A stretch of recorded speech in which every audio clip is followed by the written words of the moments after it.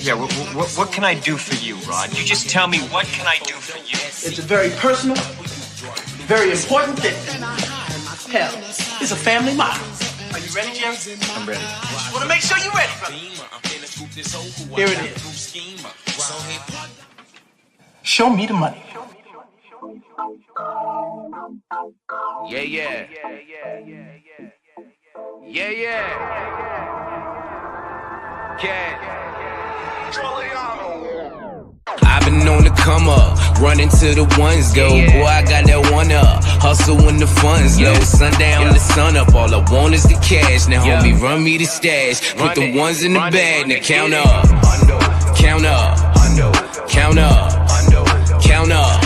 I'm talking 1 milli, 2 milli, 3 milli, 4 billy, 5 billy, I'm illy. I've been on the come up, counting money till my thumbs hurt. No Birdman, bitch, but I'm a stunner. Just watch how you run up. I keep a couple gunners, I've been grinding all winter just to flex all over summer shit. Wrist cold when I fall through, rose go to my arm, boo. In and out of my city, but come whenever I call you. Who gon' love me more than when I'm stacking out on tour? Them hoes that made it past security, they knocking on my door. You gon' be there when they gone. Show my love by getting more. Hustle so you ain't alone. You won't leave me, that's for sure. I'm talking Benjis, Franklin's, all these hundos on my floor. I just broke a couple bands, believe me, I've been going hard. I'm tipping bottle after bottle, swerving model after model. Who won't cash? That's the motto. Spend it like I hit the lotto. Yeah, I'm loving my life. I know that I ain't shit without you. Actions speak louder than words they broke, cause they just talk about you, huh? I've been on the come up, running to the ones go. Boy, I got that one up. Hustle when the funds low. Sundown the sun up. All I want is the cash. Now, homie, run me the stash. Put the ones in the bag. Now count up. Count up. Count up. Count up. I'm talking 1 milli, 2 milli, 3 milli, 4 billy, 5 billy. I'm illy. Money bag after money bag, I'm the man now. Play the cards that I was dealt and I ain't need no handouts. Fresh on every set, give respect, mama out of debt. Got a new connect, we the best, homie run the check. Wifey got a new bag, new house, you mad? We just doing us, feeling wavy, fuck a do-rag. This that no stress flow, bobbing on my ex. You don't love cash, kiss my ass, baby XO. Thank you for that line, Mr. West, but I'm next though. Hey, you meet a sad bitch, I'm blessed, sipping XO. For the love of money, I stay fucking hungry. I parted ways with the kitchen, that just wasn't for me. Every show they love me, now I'm showing love back. They ain't taking nothing from me, so I throw a couple stacks. You when I'm in your town, have some fun, blow a bag. Fuck with me when I'm around, trust me, shorty, I'll be back, huh? I've been on the come up, running to the ones go. Boy, I got that one up, hustle when the funds low. Sundown the sun up, all I want is the cash. Now, homie, run me the stash. Put the ones in the bag, now count up. Count up. Count up. Count up. I'm talking 1 milli, 2 milli, 3 milli, 4 billy, 5 billy. I'm illy.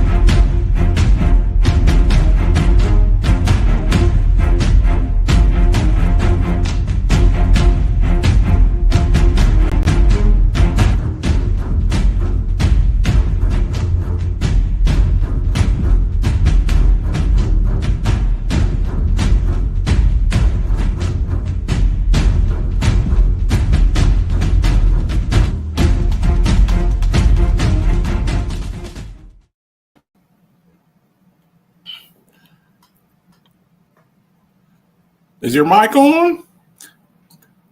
It is check now. 1, check 2. Check 1, check 2, check 3. Mine's all good. How about yours? What's going on, everybody? How y'all doing? Dre, can you hear me?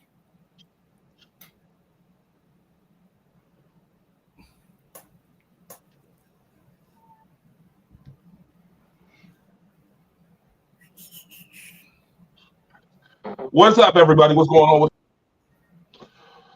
What's up? What's up? What's going on, everybody? Y'all know what it is. Monday Night Madness and the Alphabets Football Talk Show, mashup show. Sorry, I'm going to let y'all know right now, it's a lot of wind here in Buffalo. It's like 50-mile-per-hour wind, so I might have a little discrepancy here and there with the show. Just be patient with us and let you know off the joint.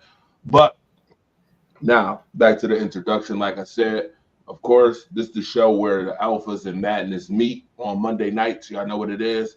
The Alphabets Football Talk Show and Monday Night Madness, again, where Alphas and Madness meet. We're gonna do a show today, and we're gonna do picks. We're gonna do some of our picks, the NFL draft picks from 21 to 32, and also I'm gonna talk NBA playoffs as well. Got to make sure I get that in the show today too. So tune in, like, and share the show. Again, I appreciate all of you. Lovely folks out there for being patient here. As I explained, it might be technical difficulties here and there within the show because of natural disasters out here right now. It went all of a sudden tornado. We want to have a mild tornado like weather right now. So it is what it is. Nevertheless, we're gonna do what we do. Marcus the Alphabets. William Richter is on the show. Of course, the draft guy, the Alphabets football guy on Fridays. You know what he do. Gurus in the building for sure. Listen, we got a great show. Just make sure you like and share. I don't think we're going to have a call line just because we're doing draft picks for the first half. Now, when we talk NBA, fine and dandy. I'll put the call line on for you guys, the whole 9 yards. If you want to talk about the NBA playoffs, you know I love when y'all voice your opinions. So that's all good. You know, stand on business. When you rise up, though, I want you to stand on business because it is playoff time. So we gotta get in the mode of making sure that what we putting out here, what we saying, it is what it is. Melissa, I know you love that Mad Alpha joint, right? Like it, where Alphas and Madness meet. Gotta like it, right? Like that shit. We off the Richter scale too tonight too, so don't get it confused. Shout out to all y'all again. So without ado, I want to thank everybody for the first 20 picks you guys was watching. We did 1 through 10, then we did 11 through 20. We're doing 21 through 32 today. I want to thank y'all again for always supporting us. And, you know, we on the clock. We on the clock. Pittsburgh Steelers on the clock. All right. So we're going to go in this order for now. It'll change later, I'm sure. But Marcus, William, I'll go last. All right. So let's start off the draft. The Pittsburgh Steelers is on the clock. Marcus, hand in your card. What we got? So look, man, we had we've been doing this. This is our third week of doing this. So there's been a few things that have changed. Look, I already kind of explained it to everybody. We're not doing any trades, although we all know that there's going to be some type of trades in there. So Pittsburgh's been doing a lot of moving and shaking. They made, a really big move that just kind of surprised me. Picking up a guy like DK Metcalf, that surprised me. Pittsburgh's not usually the type of team that goes out and goes into free agency and makes a big move like that. Now, if you look, 17 of these young players were invited to Green Bay. 17. And one of the surprising names on there for me was Jalen Milroe. And to me, there's only a couple of places that this guy can go. You look at some of the quarterback needy teams. When you look at, I think everyone pretty much agrees that Cam Ward is going number one. Shedeur Sanders is kind of up in the air. I've seen Shedeur Sanders from top 3, top 5, all the way to, 21 to the Steelers, Saints. I think they're in the market now with Derek Carr being out, but we've already passed by. I think he's already been drafted out. I'm going with Jalen Milroe, quarterback, Alabama. I just for him to be invited to the draft, I don't think that that's a coincidence. I think that is very deliberate. I think that there's been a front office team that went out and told them that, hey, we're going to go get this. We're going to draft this guy. So that's why he was invited. I don't think it's a coincidence of the 17 players invited to the draft that Jalen Milroe.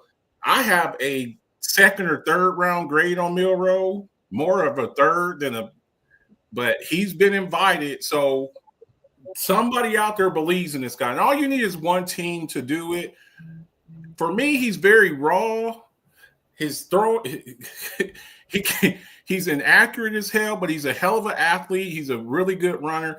He actually reminds me a lot of Anthony Richardson from a couple of years back. You saw him go in the top 6. I don't think he'll go that high, but he can make plays with his legs. He's a dynamic runner, and I think that they're going to have to lean on that. He has some Josh Allen him early. Josh Allen couldn't throw the ball to save his life.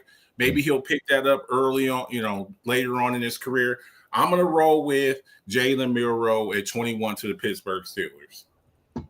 Will? I'm torn on this pick because of what we've been seeing in the news, and we're trying to figure out where this would go. If I was to go back and fix a few things, I probably would, and it would change a few more picks around, but that's not the case to be had this evening. I was originally at the end of last weekend was going to give them Omarion Hampton. They need a running back. They're trying to replace what they've got. I'm not sure what they're looking for otherwise, but quarterback and running back are the two biggest needs. And Marcus, I think, explained it best. I'm like, why are we seeing Jalen Milroe's name as one of the first 18 when we know that those only go if they're going in the front? The only other thing I can think of is somebody like the Indianapolis Colts have taken a shine to Milroe at this point. But at this point, the Steelers are desperate. There is no Aaron Rodgers in the foreseeable future because he's not in a rush. They're not in a rush with him. There is no quarterback other than Mason Rudolph on the roster right now at this point. So I'm going to go Jalen Milroe as well at this point.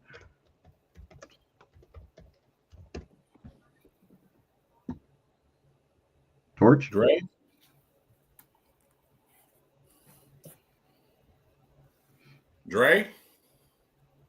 Did he run away? Oh, I'm here. I just got William up on the screen. Give me a second. I gotta do what I do. Okay, I see Dennis wants to get on the show too, huh? I'll wait till later on, sir, when we talk NBA talk. Jalen Milroe is the pick for you, sir. It's a pick for me and for Marcus both. We both see that Pittsburgh's desperate, and you've got 3 quarterbacks off the board already. I don't see a way around this, especially with an invite, and there's so few players going. I think that with that invite, that's what kind of got me. I was like 17 players invited to Green Bay. I don't think anybody at the beginning of this draft process had Jalen Milroe going in the first round. I didn't. Did any of y'all have Jalen Milroe in the first round? Because I did. I got him as a mid-third. Along with Dylan Gabriel, Kyle McCord, Shuck going back towards the mid to late third. Quinn Ewers, maybe somebody like that. I don't think anybody had Jalen Milroe in the first round. But again, whenever you have teams that are desperate for quarterback, we've seen this time and time again. We've seen the Trey Lances go number 3. We've seen the Kenny Pickett's in the first round, the guys that normally wouldn't have made it in the first round. So that's just what it is when teams need a quarterback. All right, it's my turn. My turn. Shout out to everybody that's tuned in right now. You are watching Monday Night Madness and the Alphabets Football Talk Show mashup. You know where the Alphas and Madness meet. All right. Shout out to Marcus Heron. Shout out to Dwayne Woodley and everybody. Melissa. both Melissas, Jay Andre, Ron Thomas. I see you in here. I see Russell K in the building. Shout out to you. Dewan Talley, shout out to you as well. Russell K is in the building. He is watching the show. Music Dreams is in the building. Blaze, I think Blaze is in the building. Dallas Massey is in the building. Melissa, both Melissas is in the building. What up? iHeartRadio in the house with Rise Up Family, of course. All right. So we got some folks in the building. Make sure y'all like and share this show for sure. Already last night was WrestleMania, and already we got tag team action going on between these two guys right here. Already with the tag team action.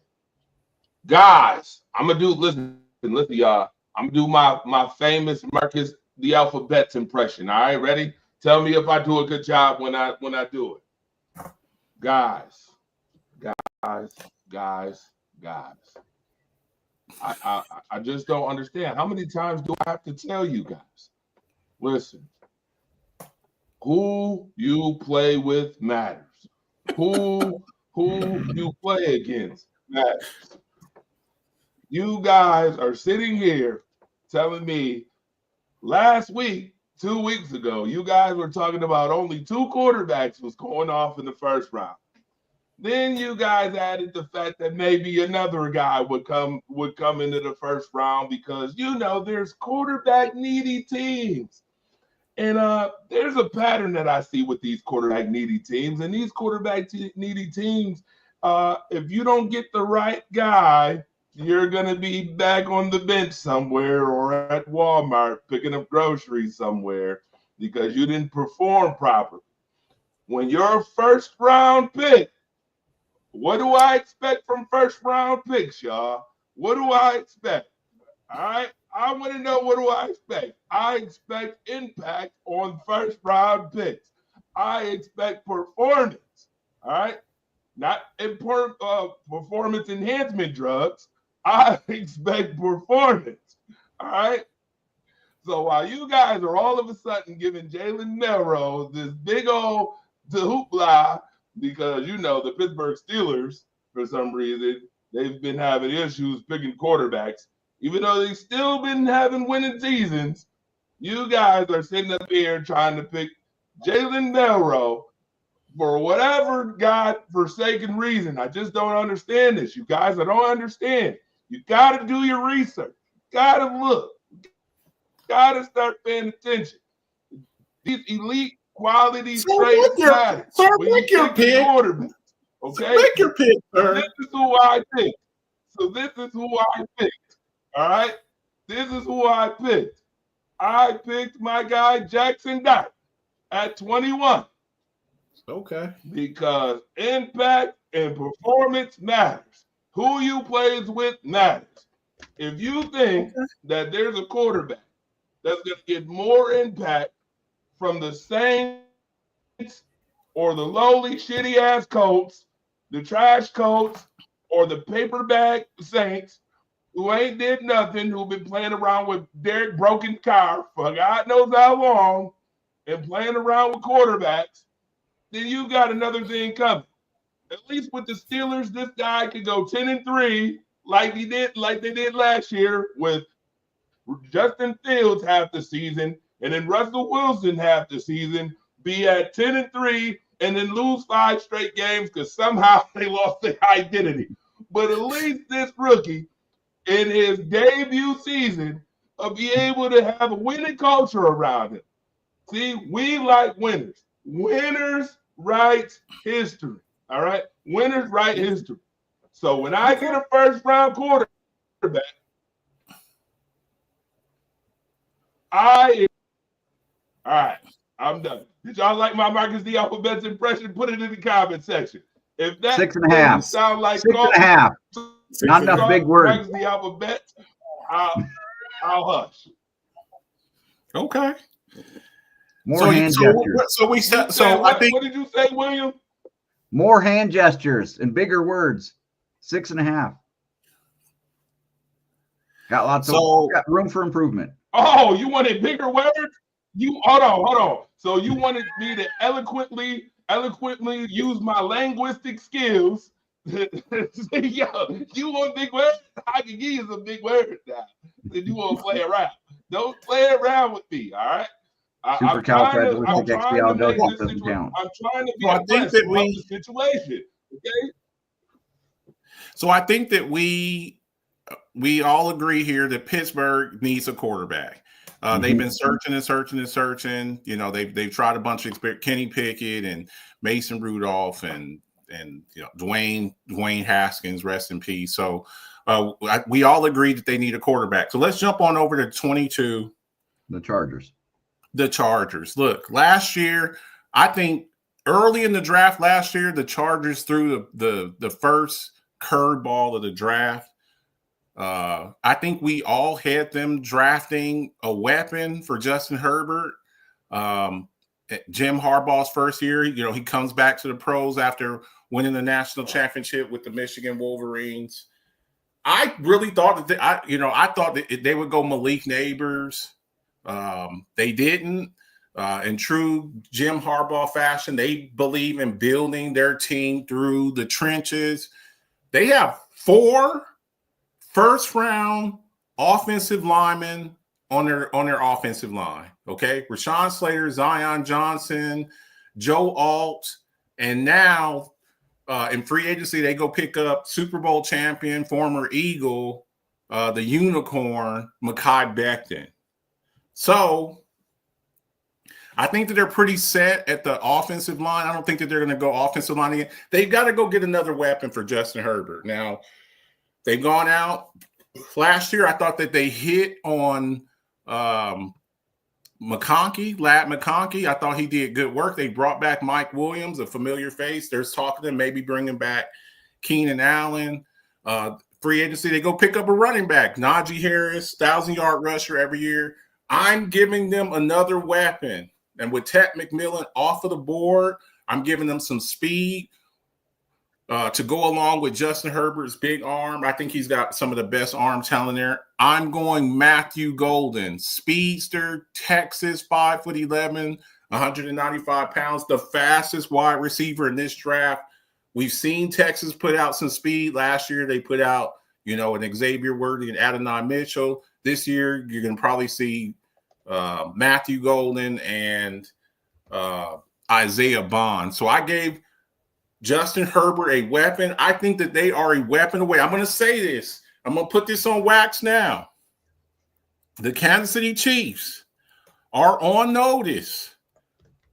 I think that the Chargers are going to be better. If the Broncos go out and get a weapon, and I think I gave them Omarion Hampton, if they do what they do, they're going to be better. The Kansas City Chiefs are going to be in a dogfight in the AFC West. It's not written in the stars they win the AFC West this year. So I gave the Chargers a weapon, a speedster, an elite route runner, Matthew Golden. Will, talk to me. All right. Well, I'm looking at what the Chargers need and who our coach is, and these are the things that I'm eyeballing, and I've narrowed my pick to one guy, and again, Harbaugh is very familiar with said guy. He likes his talents. He had him on the roster for that national title. I don't believe he played because I believe he was injured, but I think he is a weapon. I don't think he's the weapon that you're looking for, but I do have him as a weapon. And I'm going to take Colston Loveland here, the tight end from Michigan, and put him in place with Jim Harbaugh and give him another through the middle, as well as a blocking tight end who can open up the run game as well. He's good pass protection. Those are the things that he's there. It's 1A, 1B between him and Tyler Warren. Again, if Colston goes first and Tyler's here, Tyler Warren comes off the board here. Either way, I think tight end is the way they go. You want to be able to ground and pound. You want to be the short dink and dunk passes. It opens up Ladd McConkey to go in different directions and do other things. The offense will open up a little bit more from there. So I'm going to go with Colston Loveland. Okay. Let me read a couple of these comments. Dre, right. you ready? All right. You mind if I read a couple of these comments? I'm ready. Let me I'm see ready here. and good like grandma's cookies. Let I'm me ready see and here. good like grandma's cookies. Should have said watch the You- film. you- That's what he you actually look- says. I was laughing so hard. They need another pass rusher. AFC West is going to be a menace big time. Bets. Kansas City's experience is not going to matter for them to win their division. Oh, look, of course, you are still the man. You've won the AFC West, 5 or 6 years in a row? I think definitely. I just think that the teams in your division have gotten better. I think that the Raiders have gotten better. I don't think that they'll win a division though. Chargers need a corner. I could see them also going corner too. That's a good recommendation. Not one of their top 5 needs, though. It's Yeah. not one of the top 5 after. And Jay Renaud says no way, Will. Okay, Dre, what you got, man? All right, listen here. You two are funny, real funny. I usually say this once a show. Here you go, Marcus. Once a show, always doing something typical. Once a show. It'd be real typical for you to pick a Texas guy. Texas, Texas. I live in Texas, so I like Texas. I'm gonna pick Texas. Horns, hook 'em horns. Of course you would. And William, you out there in the Pacific Northwest, you already coasting Loveland. Ain't you married? Coasting Loveland. You already in Loveland, sir. Loveland is already off the board, my guy. He ain't gonna be on the board that late. You think you slick? That tight end is not gonna be on the board. Watch what I tell you. He ain't gonna be on the board. So guess who I'm gonna take? Because I know this guy will, and this one makes sense. When you need an alpha who's played on an alpha team, and when there's a will, there's a way. You want a weapon in LA? Well, let me introduce you to Mr. Ibuka. Let me introduce you to the national champion, Emeka Ibuka. He can give you what you need over there. Be productive early. Get you the production. Justin Herbert gonna sling that rock. Go ahead and get my man from Ohio State. Go, hold on. The Hook 'em Horns got beat by the Ohio State Buck. Yeah, They said buck them. Hook 'em, buck 'em. We gonna buck them for real. Go get my man Emeka. I like Ibuka. I really like him. You know, the guy. He's a humble kid.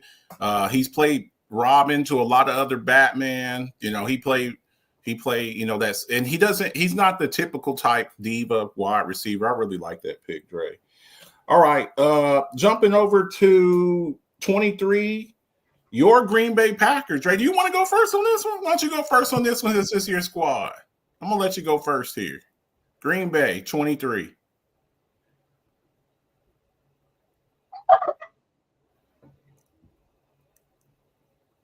I see you real cute. You better stop eating them down. You better start eating some bone. Nah. You better start eating some boneless buffalo wings where you choke on that bone over there on them buffalo wings. I'm gonna order you some boneless wings. Just call them chicken nuggets at that point, man. You know what, Marcus? Hey, Marcus, we can't all wish upon the star now, can we?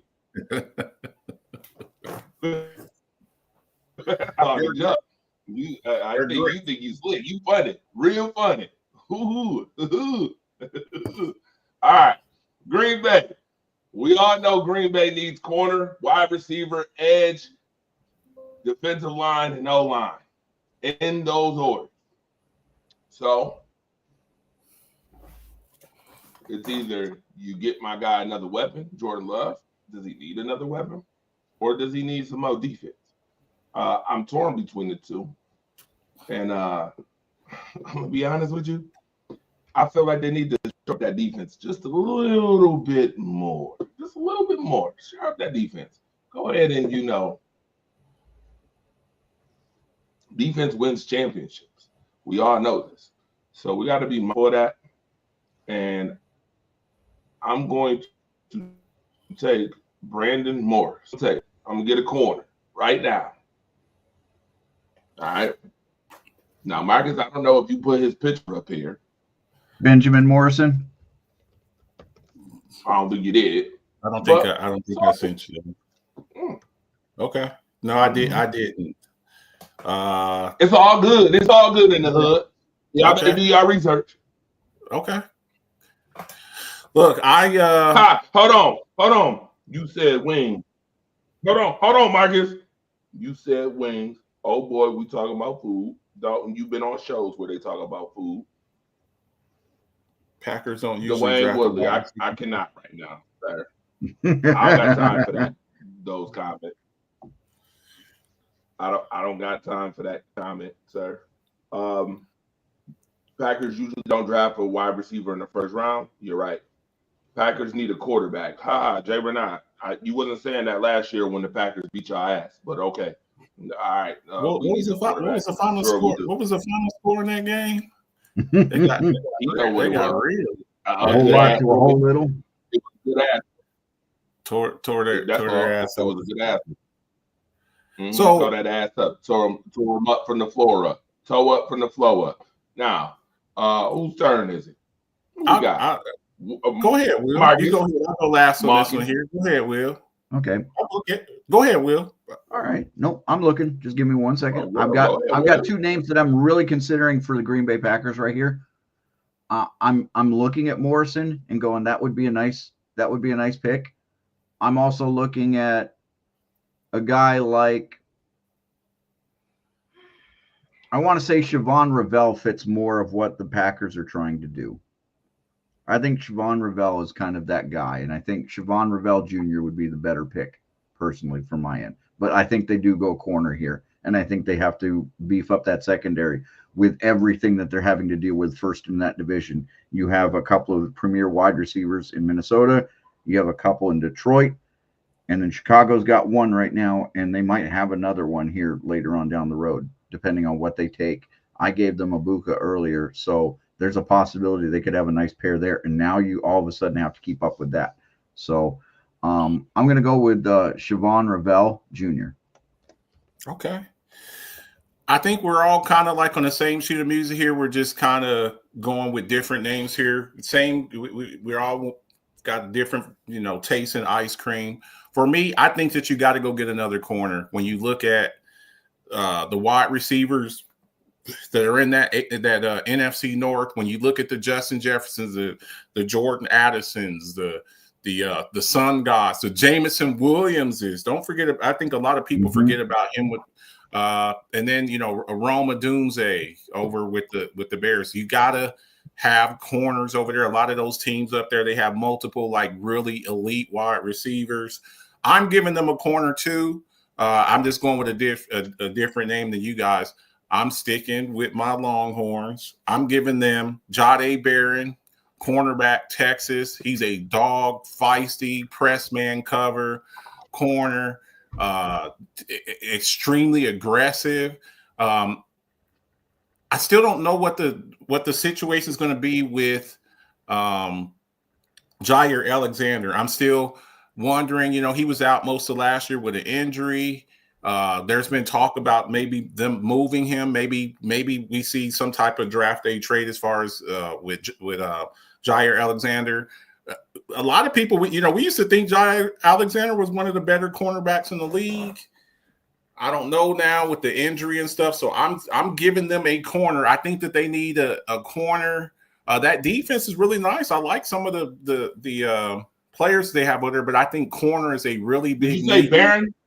Jahdae Barron, Texas. Sticking with my Longhorns. I'm gonna give you one of them Texas boys up there.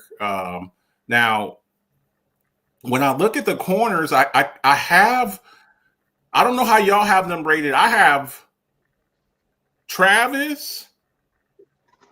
If we're looking at him as a corner, after that, Will Johnson, and then right after that, I got Jahdae Barron. He's my number 3 corner in this draft here. The other 2 corner, Travis is obviously gone. Will Johnson's gone. So I gave them who I have is the 3rd best corner in this draft to shore up that defense over there. we know what they can do offensively. You know, they move the ball quite well, but I think that they need to tighten up that defense on the perimeter. So, moving on to our next pick. Who we have next here? We have Minnesota. Minnesota is the next pick. Minnesota Vikings. Look, Minnesota spent a lot of money on their offensive line. I think last year when Christian Darrisaw went down, he's their elite left tackle. They just kind of fell apart. They had to go and make some moves, and it kind of showed in there. I thought Darrisaw is their best offensive lineman. They got weapons over there, you know, picking up Aaron Jones. I really like that. I like the move of them going to get the running back from San Francisco, Jordan Mason. I really like that. That's a nice little 1-2 punch. We already know Justin Jefferson, Jordan Addison, is it Hawkinson? Yep. T. Hawkinson at the tight end spot. They're set over there. They've got to shore up that offensive line. Now, you drafted the kid last year. I don't know how he comes back this year, but I'm going to do everything that I can to try to protect him. So I'm going to go. I'm going to jump over to the defensive side because they did go and shore up their offensive line in free agency. I think that they need a little bit more help on the defensive line. I gave them Walter Nolan. They picked up Dallas Turner last year, or was that 2 years ago? I think it was last year. Dallas Turner, elite edge rusher from Alabama. So I'm going to give them a game record on the interior of the defense line. He lines up inside. He lines up outside. Walter Nolan. It ain't Walter Nolan. Yeah, it is. I don't like defensive linemen wearing single-digit numbers. I hate that. Walter Nolan, and to shore up that defense, we got a lot of high-flying offenses in there. We got the Green Bays. We got the Lions. We got the Bears. We're gonna get another pass rusher. I know he plays on the interior, but he's more of a 3-tech pass rushing defensive tackle. Walter Nolan for me. Talk to me, Will. All right. I'm looking at what their needs are. It says cornerback, O-line, safety. So that secondary is kind of a little hurt from the offseason. I'm looking at it going, I could go Starks. I can go Emma Worry. Let me go see what I've got out here. I have not taken either safety at this point. So I have both safeties sitting out here on the board, and they've fallen quite a bit from what I've seen. So I'm just looking at it going, you know what? I'm going to help the back end real quick, and I'm going to throw them Malachi Starks, Alabama, as a nice safety piece. Yeah, you start thinking about Harrison Smith, their safety that's been there forever. Hey, with Malachi still on the board, there's a lot of people that think he's the best safety in this draft. There's a toss up between him and the Emma Worry kid. So I can see that maybe this is your Harrison Smith replacement down the road, because Harrison Smith, I think Harrison Smith is a borderline Hall of Famer. I won't say first ballot, but I think he's a borderline Hall of Famer. That's a nice pick. What you got, Dre? Talk to me.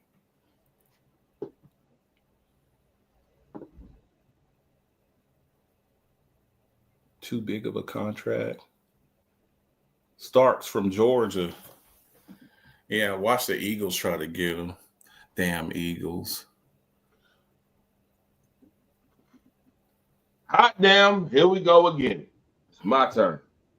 Now, William ruined my next pick by saying that Green Bay needed him, but I think Green Bay needs more of a bigger body corner. And then Minnesota, he already wearing purple anyway. Okay, I'm just joking. All right. The purple fits him pretty well. You might as well stay in a purple uniform. We'll go Ravel Jr. right here with this pick for Minnesota. Okay. The Houston Texans are up on the board now on the clock. Houston Texans. So, pulling up the Houston Texans here. What do we have here? Look, Houston, I was a little bit disappointed with them last year. A little bit. I think we kind of all, I would say, with the preseason rankings, preseason predictions, I think we all kind of had them running away with the AFC South. They had the defensive rookie of the year. They had the offensive rookie of the year. They had the rookie coach of the year with their coach. Their offensive line is terrible. They are terrible. They're terrible. And some of the things that we expected to be a strength for them last year, it turned out not to be a strength. They go out and they'll get a guy like Stephon Diggs. We're going to put Stephon Diggs. We're going to have Tank Dell, and we got Nico Collins. Well, Tank Dell may not ever play again, and Stephon Diggs is with the Patriots now? Yes, he's a Patriot now for 3 years. I was very tempted to give them a wide receiver. Now, they did go get Christian Kirk. They brought him back to Texas. But I think that their biggest need is offensive linemen. I think that they've got to that. Now, they lost Laramie Tunsil. They traded him away. So I'm going to give them Gray Zabel. I had to go. I'm going to be honest with y'all. I did not know anything about this guy. He's from North Dakota State. I don't watch a lot of North Dakota State football. I just don't. I'm going to be honest with y'all. I'm not going to sit up here. Y'all know who's it. I did not know who the hell Gray Zabel was. So people were like, somebody had sent me a video. They're like, Marcus, you got to see this guy. I'm like, really? From North Dakota? Marcus says, look, I know he's from North Dakota State. He's my pet cat. So I went and looked him up. Gray Zabel, very fundamentally sound, smart player. Now, there's going to be the question of the competition. We've seen a couple of North Dakota State guys, Carson Wentz, Trey Lance, kind of bomb out. But we're going to go with this guy here and see what he does here. He was the last really elite type offensive lineman that I had available. All the other guys were gone, so I gave them Gray Zabel. We'll see. It's gonna be interesting to see what they can do. Can they develop this guy? The only question I really have with him is the competition level. Gray Zabel, North Dakota State. Talk to me. I think we're all good. I think we're all on the same page. I don't know about Dre. I was thinking about Gray Zabel last week, but then I'm looking back at my board and I'm going, there's a couple of tackles still sitting on my board that haven't come off the board yet. One of them, you guys, I believe, have already given off to a couple guys. I know that Marcus gave him away earlier in the draft, and I'm looking to make sure that I thought I saw him earlier. Yep, you both have given him away in the top 10. For some reason, he's slipped my board, and he's made it this far. So, Armand Membu, you lost Laramie Tunsil. You need a tackle. Yeah. I need to replace that tackle position. Armand Membu has fallen this far, and I don't know how I've let him go based on needs and whatnot like that. But Membu has fallen. So if Membu's fallen here, I've got to take the tackle. The only other one I would have taken would have been maybe Josh Collins. I would have looked at Collins as well at this point. Even if Membu is off the board, I would look at Collins. And I think either tackle would be great. But because Membu is here, I'm going to give Armand Membu. You're gonna give him the I don't think he'll be there now. No, I don't think so either. I think it's just a miss. We've been doing this draft for a few weeks. I'm gonna post up one more draft after probably on Wednesday night. My final mock. But we're doing this because after the players that have already gone off the board, but Membu might be the best tackle in this draft. He might just be. He very much could be. Him and Kelvin Banks are right there. It literally is between him and Kelvin Banks. I think Will Campbell's falling because he has the short arms. He's got the T-Rex arms, as they call it. Yeah. I'm not sure that that's helping his case, even though he's got better statistics wise, where he's giving up fewer sacks, fewer pancake, like he's giving up fewer issues. But I think it's the short arms and the footwork that's bothering his case for keeping at the top spot. So I could see that. But like I said, it just Membu slipped through the board as I'm going through, and I'm going based on need, and I'm like, it's just what it is. And then so sometimes those guys slip through the cracks too. People aren't paying attention and they're drafting for need or drafting for whatever they see. And again, with some of these names rolling with these extra quarterbacks coming off the board, it's going to push players down. So there are going to be spots where we're going to see some talent here at the back end that shouldn't have been back there. Okay. Talk to me, Dre. It's my turn. It's my turn again. Goddamn, here we go again. Mark of the alphabets. I find it very funny that you didn't appreciate the Houston Texans last year. You know, one minute you hook 'em horns, next minute I didn't appreciate the Houston Texans team. You know, their offensive line was boo-boo. It was dumpster juice, hot garbage. You know, I can understand with that. You know what? I feel you, my brother. I feel you. From heart to heart, I feel you. You don't want the quarterback of the future that was a rookie of the year quarterback to turn into David Carr. I understand. You don't want him to turn into David Carr. You got to protect that brother. Oh, I understand. And then I'm going to make my pick even more synonymous because I feel you. I'm here. So then I go to Will Richter, and I'm like, you know what? I've been watching a couple guys over there, you know, that's in that Pacific Northwest. You know, you should embrace your Pacific Northwesternness a little bit more. You know, I haven't seen you pick an Oregon guy yet. Just wait, they're coming. You know, they were number one in the country for a long period of time. They were number one in the country for a long period of time until they made that quack quack noise. I don't know if they were joking again or that was just, you know, their normal, you know, normal time of the year to make those type of noises. But yeah, you gotta embrace your Pacific Northwesternness a little bit more. And my pick that I'm gonna take embraces just that. Josh Connerly Jr. from Good the pick University at the back end of the first round. It's not a bad pick at all. of I have him as a second round grade. Again, you gotta watch film, you guys. You gotta watch film, you guys. You gotta watch film, you guys. He is him. That guy is him. He played against great teams last year. Competition level, second to none last year. He played good teams. He moves well. He's a big body guy. You need to protect that guy Stroud over there. You need to get a big body tackle. And that's what you're going to get from JC Jr. All right? You're going to get a guy with a lot of heart, competition. He's mentally he's gonna be there because he's played in some big games already. You know, he's gonna be ready. He's gonna give you 110%. All right. Unlike certain teams like Miami Dolphins. You know, he's gonna give you that.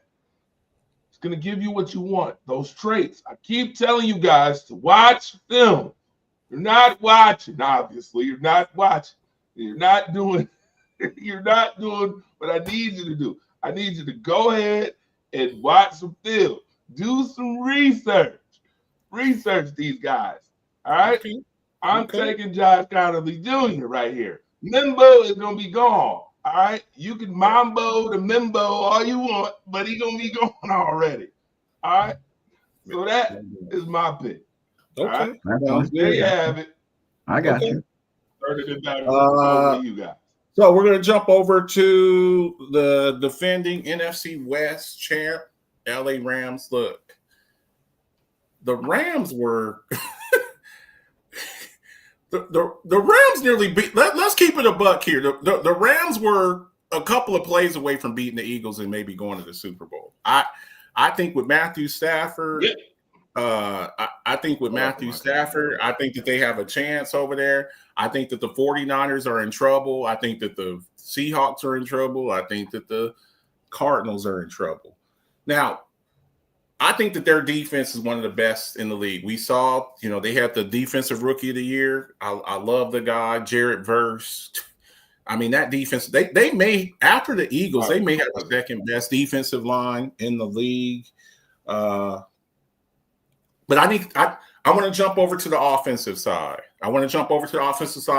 Now we've seen Puka Nacua kind of take off. Kyron Williams, like him. Blake Corum, like him. Picked him up out of Michigan last year, the national champs. I got to replace Cooper Kupp. I'm looking at the receivers still on the board.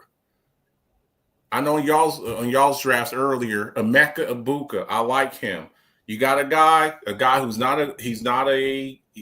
a selfish diva type receiver. He just comes with his lunchbox, does the dirty work, will block in the running game, a good route runner, good hands, extremely tough. I think he would fit perfectly in the Sean McVay system. You're not going to have to feed him the ball. You could give him 6 or 7 targets in the game, and he'll be just happy. So I want to put somebody on the other side of Puka Nacua to keep the offense rolling, somebody who could probably build a pretty quick rapport with Matthew Stafford. And I'm going to roll with Emeka Egbuka here for the Rams. Talk to me, Will. All right. I like your pick. I'm looking at what the Rams could do. They don't have a second rounder, so this is where they're going to have to be eyeballing some things. They have to make a choice here because they don't pick again until the mid-80s. I think it's 83 or 86.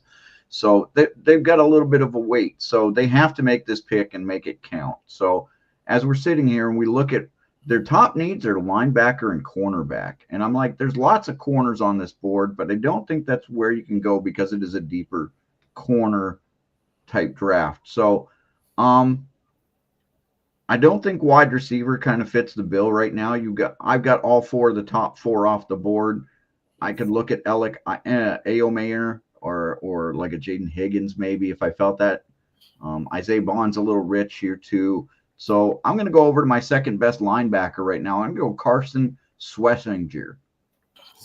And I'm going to go with Carson Schlesinger is what it is. And I think when you have, and I'll reference this game because you go back and you look at the Bills game that the Rams played, and the Bills literally just ran ragged all over this defense. They couldn't stop anything Josh Allen or any of the running backs were doing. They need that linebacker who can step up and be mobile, kind of like that Matt Milano type where he can be sideline to sideline, but he can also cover your tight end. He can also cover the slot receivers, things like that, the running backs coming out of the back. He needs to be that hybrid tweener kind of guy. So I'm going to go with Schlesinger. So yeah, Saquon Barkley ran through him too. Saquon Barkley did as well. Like they need something on that defense to help that second level, and I think this kid will fit in just fine enough that does what it does. Okay. What you got, Dre? Yeah, Dre, do your film study on this guy. You'll see. Now I'm gonna be very honest with you. For the first time in a long time, me and Will Richter actually agree on the same exact player. We watched the Rams last year in pivotal games get ran all over. And the Rams obviously need linebacker first. That front 4 is pretty good. They need some linebacking help. I think this guy would help that out a hell of a lot. Because they damn sure need it, unless they want Saquon Barkley to run 220 yards on them again, unless they want James Cook to do what he did against them. You gotta listen. You gotta take care of the holes that you have on your team. You can't play around. You cannot play around when it comes down to the deficiencies that your team has. You gotta fill those holes. And once again, as I stated before. All right, as I stated before, you gotta do what's necessary to get to that next level. You got to, or you're gonna be at the same level next year, or you're gonna be picking earlier, next year. All right, because a lot of teams are gonna have the drop on you this year. A lot of teams are gonna take advantage of those deficiencies that you have. So you got to make sure you take care of that. You can't play around with this stuff, all right? Oh, Unless you want to be the trash-ass Dolphins, or you want to be the trash-ass Carolina Panthers, or another one of those teams picking in the top 10, all right? No doubt So about I'm it. going with you, William. I agree with you. 110%. All right. No doubt about it. Next pick. Jumping over to pick 27, Baltimore Ravens. Look, what the Ravens did last year was incredible. You look at picking up a guy like Derrick Henry. You kind of saw the emergence of a guy like Bateman. I thought Bateman played a little bit better last year. They've kind of been waiting for him. Former first-round pick. Lamar did what he did. Always up there in the MVP conversation. If he would have won the MVP, I wouldn't have had an issue with that. Josh Allen won it. No issues with that. So the one deficiency that I've seen with the Ravens is when I look at their defense, they got the big guys over there. I love Kyle Hamilton. I think Kyle Hamilton has a claim to be one of, if not the best safety in the game. But the one thing that's missing with that defense is an elite edge rusher screaming off the edge, getting after the opposing quarterbacks to kind of close out a game. I don't think they've really had that since T-Sizzle, since Matthew Judon when he was traded over there. So I'm giving them an edge rusher. Now, this guy, I've seen him all over the place. I've seen him early in the draft. There's some questions as far as some behavioral issues, some off-the-field issues, also level of competition. He played at Marshall. I'm going to go with Mike Green, edge rusher from Marshall. Now, my other edges, obviously some of the guys, the Abdul Carters, they're gone. I think this guy has that type of potential. I just don't. I haven't seen a consensus of where this guy is going to go, though. Is he top 15, top 20? Will he slip? I've seen some drafts where he slips out of the first round. I just don't know. So the talent is there. I believe the talent is there. Now, he's extremely explosive, gets after the quarterback, a double-digit sack type guy. So I think that's what's going to make their defense dynamic. Going into the AFC playoffs, seeing the Josh Allen, seeing the Patrick Mahomes, seeing the Justin Herberts. You need that type, the Joe Burrows, if they make it. This is the guy that they need here, Mike Green from Marshall. Go ahead, Will. All right. I like your edge rusher, but I'm going in a different direction from edge rusher. I like that class. I think this is a bit of a risky go. You need the position to be filled, but we don't know what he's with all the stuff that's going on around it. So with Baltimore, they could try this, but I think they go with a safer pick. And I think they go looking at Texas A&M. But I don't think it's the one you think from Texas A&M.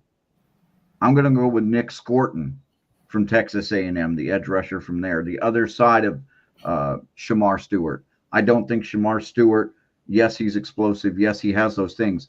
But he had 4.5 sacks in his last 2 seasons. That's not enough production for me to go drafting you in the first round.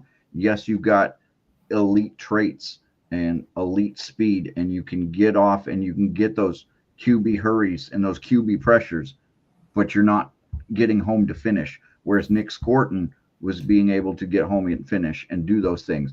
I think he fits that. I think he fits that tough lunchbox, bring your lunch pail to work, get done, get in, get out, get gone. I think he fits that dynamic there in Baltimore, and I'm going to go with Nick Scorton. Okay.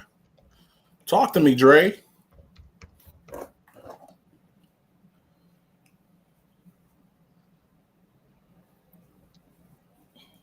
You guys make it a little hard for me to talk to you guys sometimes. From time to time, you make it a little hard. Marcus, what was your pick again? Let me hear this pick just for the record. Let's put this pick on record. I gave them Mike Green. Marshall.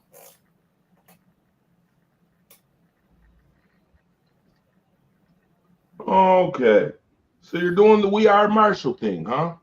That's what we're doing here? We're doing the We Are Marshall thing now? Huh? Who did Marshall play last year, huh? You want a first-round guy from Marshall to go to a great team in the Baltimore Ravens. You know, by the way, folks, just for shits and giggles, Marcus the Alphabet so badly wanted the Baltimore Ravens to beat the Buffalo Bills.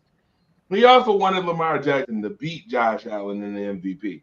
So don't let him tell you that, oh, you know, yeah. No, I said I don't have a. I thought Lamar was more deserving, but when Josh won, I was like, I can understand it. It's a regular season award, and when they played in the regular season, the Baltimore Ravens kicked their teeth in. So I thought that should have been, if it's just a regular season award, then I think that he should have got it. But I don't have a problem with Josh Allen being the MVP, and I said as much. Oh, it's nice to see you rise up and stand on it. That's nice. That was real nice. William, don't be rubbing your beard. You investigating something? I'm trying to do my best torch impression at this point. Since we're doing impressions this evening, I'm doing my best torch impression. Okay. Right. Yeah, okay. Okay, sir. I see you over here. You are. What you got for us? All right. Let's see here. So, did a little digging. All right. Now, the Baltimore Ravens, obviously, you know, they did a pretty good job, but that defense didn't help them late in the season at all. It didn't help them. Did not. But I also noticed that in big time games, their offense doesn't come up to snuff either sometimes. We watched Mark Andrews mess up a couple plays, yada, yada, yada.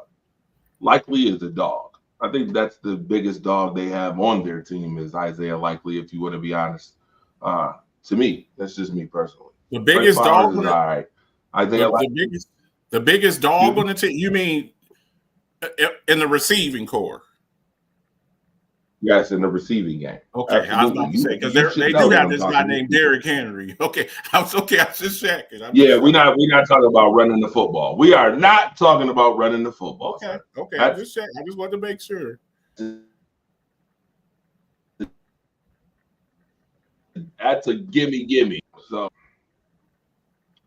I do have this guy, and I want to see if we got the picture. I want to see if we got the picture. There he is. Okay, we got him. Again, who you play with matters, obviously, to me. So I'm going to take Trey Amos right now. We're going to take Amos right now. Okay. All right. It's not a bad pick. We're going to let him go to work. Huh? That's not a bad pick at all. That's a fantastic pick. You surprised? He's in that window. Are you surprised? No, because that was my next area of need is I was going to go corner if I didn't go edge. I could see them going with a corner. Well, I think they need corner now. Mm-hmm. I think they need corner now. I think they slacked in a couple games last year at the, Okay. Yeah. All right. In the passing game. Would you say that the Baltimore Ravens like top 3 in the running game or something last year? Stopping the run last year? Stopping the run, they were like 22nd. I think they were 22nd or worse in most of the categories against the pass. Yeah. Right. So we're getting a quarter. Okay. You're getting a quarter. Trey Amos is the guy. Again, he's played elite talent. Mm-hmm. And as I stated this earlier in the show. I got to do this again. because I need to remind some of you folks. And when you're a first rounder, we expect impact over intent. Okay, your intent can be good, but we need you to follow up with the impact. I think he's mocking you now. Oh no, he got jokes tonight. It's okay though. All right, jumping over to pick 28. We're nearly there. Look, the Lions. Lions started off on fire. I think last year they just ran out of bodies, and I thought that their season started to kind of head towards a downward trajectory when they lost their all-world edge rusher. I thought early in the season he was on an MVP type trajectory. They lost him, and it seemed like they kind of lost the wind out of their sails. That offense is incredible.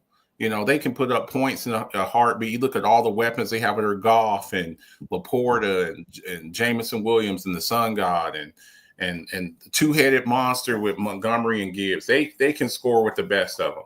But after they lost their elite edge rusher, they were scrambling. They had like 16 guys on IR last year, and I think it just at the end they just ran out of bodies. They just eventually, you hear the term next man up, but there's nobody left. So a lot of the edge rushers are off the board here. We, of course, Abdul Carter, Mike Green's gone, Jalen Carter.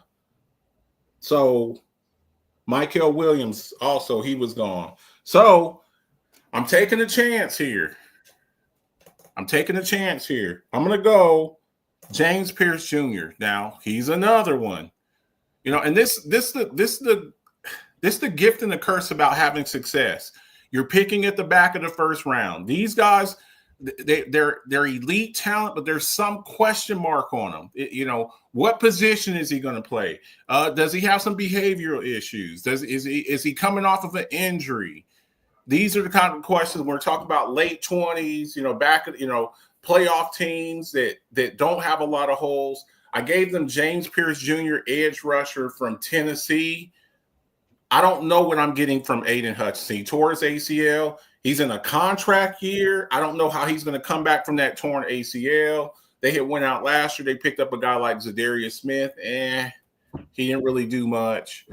They got to find another guy on the other side of Aiden Hutchinson that can put pressure on the quarterback. I'm going James Pierce here. Now he's a little light for y'all know how I feel about small football players. He's about 240 pounds. For an edge rusher, that's a little bit small for me, but he's the best thing left on the board. I'm going to go with James Pierce Jr. here, edge rusher, Tennessee.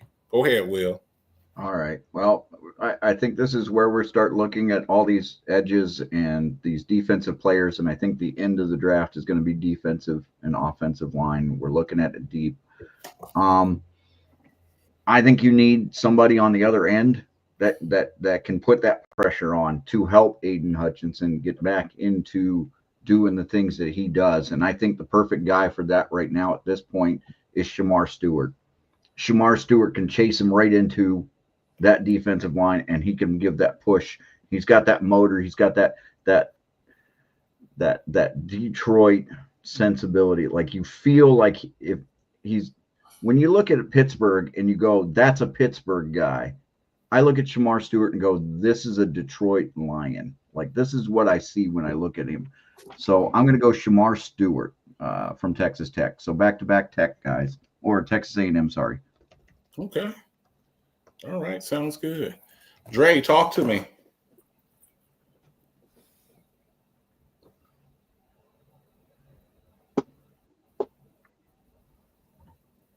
The pick? I don't like it. Your pick? I don't like it. I don't like either one of your picks. You don't have to like either us. one of your picks. That's okay. I don't like it at all. I don't like it at all. You guys with the Marshall, We Are Marshall, Texas Tech picks, you guys are killing me. You guys are killing me. It's the first round. Again, I'm tired of having to repeat this to you.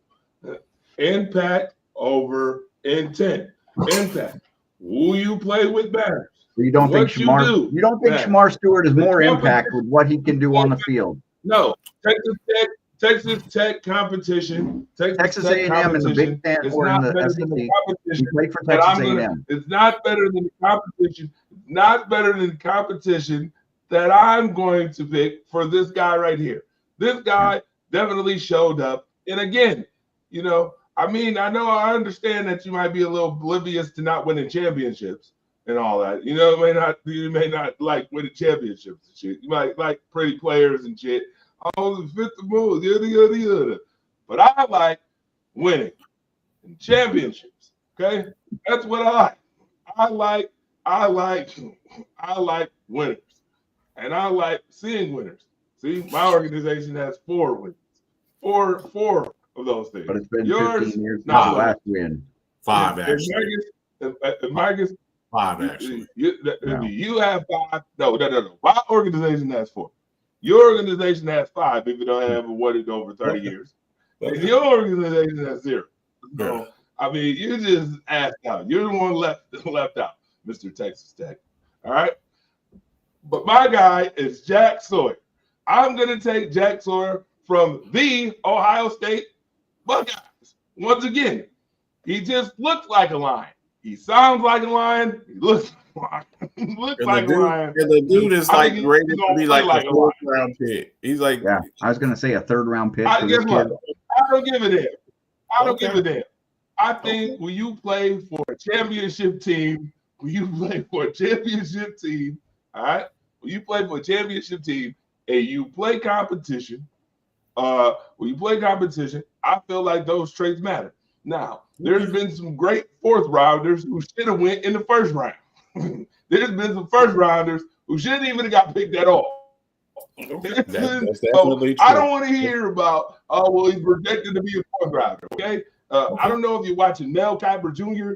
I don't give a damn if you're watching Mel Kiper. Who the hell is Mel Kiper Jr.? Who the hell is Mel Skype. Kiper Jr. to be giving people advice? You can Skype, get Mel Kipe. Listen, you can get a bagpipe, call Mel Kipe or Skype. I don't give a damn. Jack Sawyer. I'm taking him with the pick. All right? That's what I'm taking. I don't care if he's not a 1st round pick. I don't care if you think he's not a 1st round pick. Okay. All right, jumping over to 29. Medical. Look, I think that they No. I'm reading these messages. He Okay, said go ahead. only because of the medicals, not a 1st round pick. Again, the name, he fits well. I think you get a guy who's been dynamic, plays for a championship team. You pair him along with Aiden Hutchinson, yada, yada, yada, and that team that they got over there on that defensive line, and you make a win. I don't want to see Jack Sawyer go to some shitty-ass team where he gets buried like Damian Priest. Or I don't want to see that. I just don't want to see that. I don't want to see him get buried like Lyra Valkyria. I want to see him succeed. So that's my pick. Okay. All right, jumping over to pick 29. We're nearly there. Look, these guys, they came out of nowhere last year. I don't know if anybody projected the Washington Commanders to do as well as they did last year. I thought Jaden Daniels would be good. I didn't think he'd be that damn good. I don't think anybody else projected Jaden Daniels to be that damn good. But he came along. They finally have found their quarterback, it looks like, after the Taylor Heineke's and the Dwayne Haskins and the, all of these guys that they've gone out there and went and got, they finally seem to have found their franchise quarterback. Now, what we want to do is start putting some pieces around them. And they have a lot of salary cap. They went out last year to go get a guy like Marshawn Lattimore. You pick up a guy like Eckler. Now, I was tempted here. I was very tempted to give them a running back. But their coach, he's a defensive-minded coach, Dan Quinn, our former defensive coordinator. I gave them a run and hit sideline to sideline linebacker who has some pass rush ability. all of the edges were gone. But this guy here, he can do a little bit of both. He can play a little bit of off ball linebacker. He can also play a little bit of edge. I gave them Jihad Campbell from Alabama. I like this guy. I think he might be one of the best off ball linebackers in this draft here. I think he fit very well in that defense. Lining him up next to a guy like Frankie Louvu, I think that they could do a lot of damage over there. Jihad Campbell, Alabama to the Commanders. Go ahead, Will. I have a couple positions. I think defensive. I think edge is the biggest key here. I have two on my board that are still rated for the top 35, 36 spots. I have two guys there. I also have some corners, maybe a safety. The wide receiver room's a little thin to help out there. So I'm going to look and I'm going to go grab my best rated edge rusher that I have left on the board out of the two that are there. And I'm going to take Mykel Williams. Okay. I have Mykel Williams and Mike Green left on my board, and Mykel Williams comes off the board now. And I think with his abilities and his function, I think he'll fit really well into that Commander's scheme. I think there's just too many good players falling from all these quarterbacks being taken, and I think that's just what has happened through my draft because I drafted Jackson Dart at 9, and I had Shedeur Sanders off the board early, and I had Cam Wardart. So when I'm looking at all this stuff, and we took another one in Jalen Milroe, pushed more guys down. It's what it is. It's the snowball effect of what things happen. So Mykel Williams fell to this point. Will he fall in real life? Probably not this far, and you'll probably end up with somebody like a Walter Nolan or a Nick Scorton or something like this. But I still think Washington ends up with an edge rusher here at some point. Okay. What you got, Dre?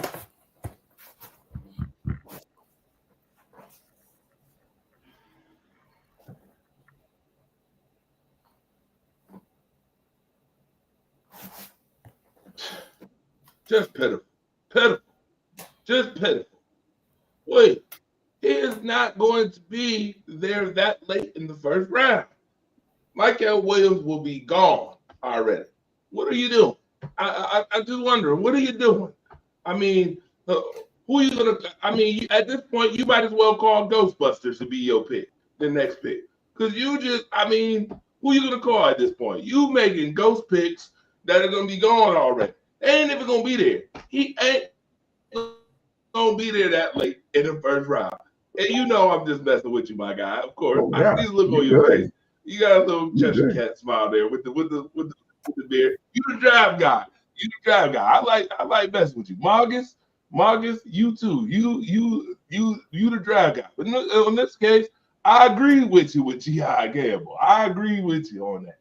You know, once again, I'm gonna say this for the 17th umpteenth time. All right. If you want to be the man, you got to beat the man, all right? You got to be able to beat the man. And you got to get players who can beat the man, all right? The Eagles right now are the man, all right? They're the man over there. And the Commanders, because it's the Commanders, I want to see the Commanders beat the hell out of the Cowboys this year. I want to see them whoop the shit out of the Cowboys. I want to see them whoop the shit out of the Giants. And I want to see them whoop the shit out the damn Eagles. Okay. I thought that if they would have a little bit better roster last year, I'm just trying to make sure I look at faces just to see, just to make sure. I don't see no disagreement in those faces. Good. No, that's all right. No disagreement. We have the same pick, so we definitely agree there. I want to make sure that the Commanders are in first place in that division next year. That's what I want to see. I want to see them make the jump. So you took Jihad Campbell as well? One jump, let's make another. Oh, no. You got to the NFC Championship game. Jihad Campbell. Get him. You already took him. You already took him earlier in the draft to the Tampa Bay Buccaneers.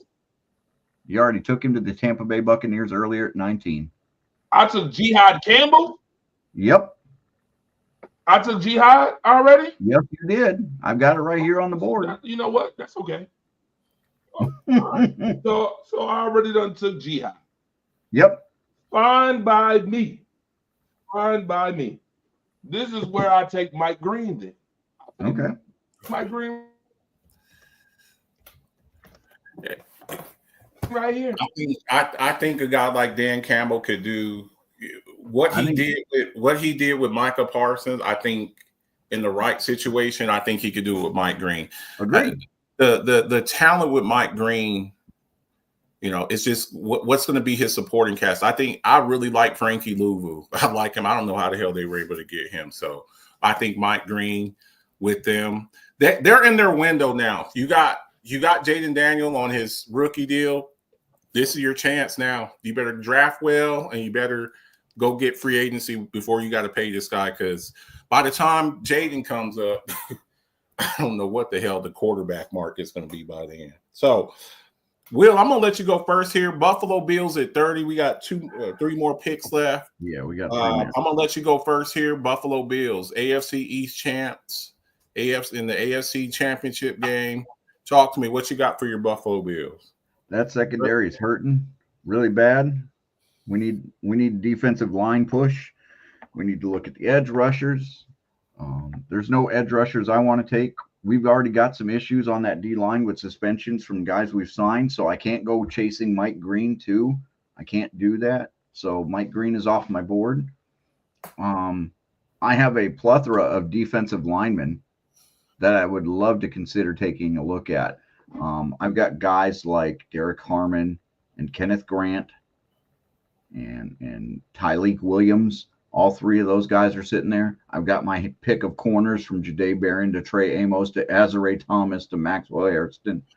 I'm kind of torn. I think this is where they would back out, gather some picks, and get a 3rd rounder as well, if their guy is not there. I'm torn because I know that we can get, and we just signed Trey White, so I'm going to be looking and definitely in the 2nd round for another corner for sure. I think I can't pass on the best defensive lineman right now that's on my board, and I got to take the Duck, Oregon, Derek Harmon. I got to take Derek Harmon to help beef up that interior defensive line, get that push going, help Ed Oliver, and help those guys on the inside, and help that pass rush get a little bit more pressure. So I'm going to go take. I'm going to take Derek Harmon. Okay. Look, there's a few holes over there. We saw the offense kind of starting to click. You spent what would have been your 1st round pick was Keon Coleman. Mm-hmm. Now, offense is firing on all cylinders. Josh Allen, defending MVP. Now, you lost some players. You lost to Rasul Douglas. You lost to Kyer Elam. Just gave up on him, former 1st round pick. And now you did bring back Trey White. Bringing back Trey White for me, that would not be enough for me to pass up on a really good corner. When you look at who you're going to have to go through in the AFC, the gauntlet over there in the AFC, the Jamar Chases, the T Higginses, the guys with the Ravens, Kansas City, probably Denver, probably the Chargers. I think that you got to go get another cornerback. I gave you Trey Amos. I was torn between him and Ravel. And the reason I went with Trey over Ravel's coming off of an injury. A lot of people don't understand this. He's coming off a torn ACL. I'm leery of cornerbacks because of what they have to do, their skill set. When you have bad knees as a corner, when you're not able to shift weight and move around, we saw, bringing back Trey White, that's kind of what slowed down his career. He started having the knee injuries, and he wasn't quite the same explosive, dynamic corner that he was. So between Ravel and Amos, I'm going to go with the guy who's healthy. Now, I believe Ravel's a little bit better, but again, I don't know how he's going to come back from that injury. So I wanted to give y'all a corner. I could have honestly gone Emuwari at this point too, because I have Emuwari on my board. I could have gone safety and beefed up that safety room as well. Yeah, I was looking there perhaps too at the safety in Mawari. I haven't I taken think him you off my had him board. both. I think you had both of them coming off, or one of them at least coming off. I'm Yeah, looking real quick.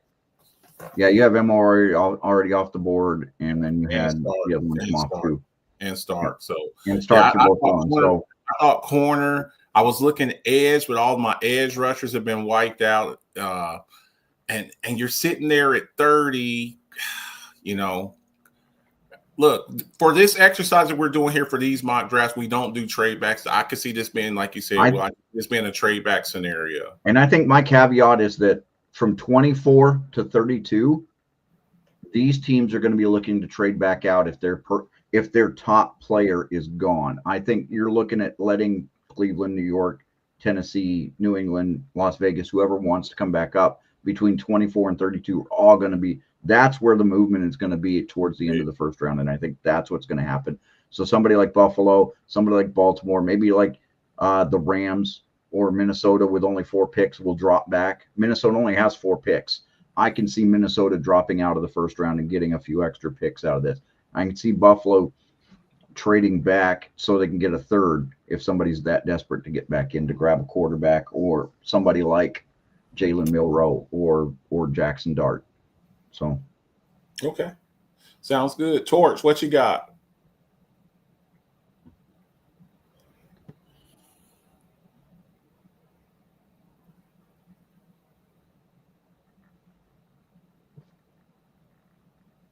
Here you go again. The next pick that you make that's already off the board, I'm going to play the Ghostbusters theme for you. I'm going to play the music out loud right on the show. I'm going to play it for you because it's something strange in this neighborhood right now that you just keep picking these ghost picks. You and Marcus is starting to catch ghost fever too, picking picks that ain't going to be there. This pick was real simple for me. The Buffalo Bills, first and foremost, let's keep it real. They're not picking in the first round. They're going to go into the second round. They're not paying first round money for a corner or a safety. Again, it's not happening, especially after what happened with the young boy who went to the Cowboys. Now, who's gonna help that cornerback core over there in Dallas? I don't know. Maybe he'll be another. I don't know. Maybe he'll be another. Maybe he'll be another Stephon Gilmore who you drafted and let go, or maybe another Marshawn Lynch. We'll see though. Sometimes just getting out of a bad situation, sometimes you go and thrive up in other places, and become a Hall of Famer. With his depleted at that secondary, he couldn't find his way on the field.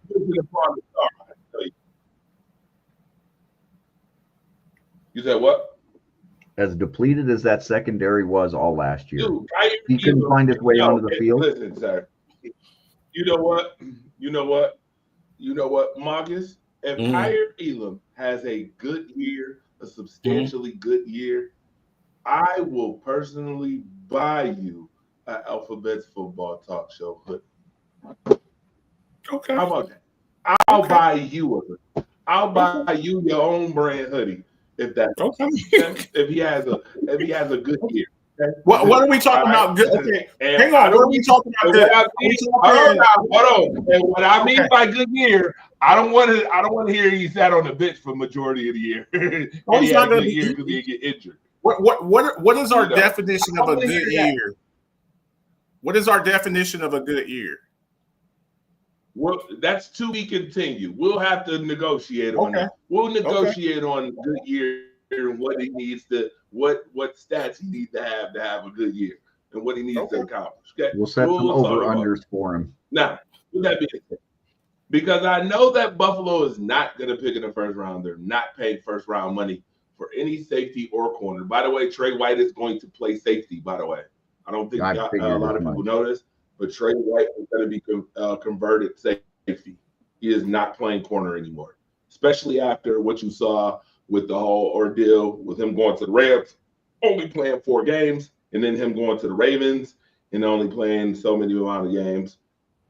His stock is just plummeted as a corner. he'll be playing safety. For that reason, seeing that we can't trade back, this pick was between Isaiah Thomas from Florida State or was Kevin Winston Jr., safety or corner. And in this case, I'm going to take the guy from Florida State who was top 10 amongst corners. I mean, he's not the fastest guy now. He is a 4.58 guy. He's not fast, but he does have a top 10 cornerback rating in the country last year. 86 out of 100 rate. He's 6'2". The Bills need 6'2" or better guys anyway, not Smurfs. We don't need Smurfs on the team. You need 6'2" guys, 200 pounds, 6'2", 200 for a corner. Sounds good. Hopefully he does not become Kaiir Elam again.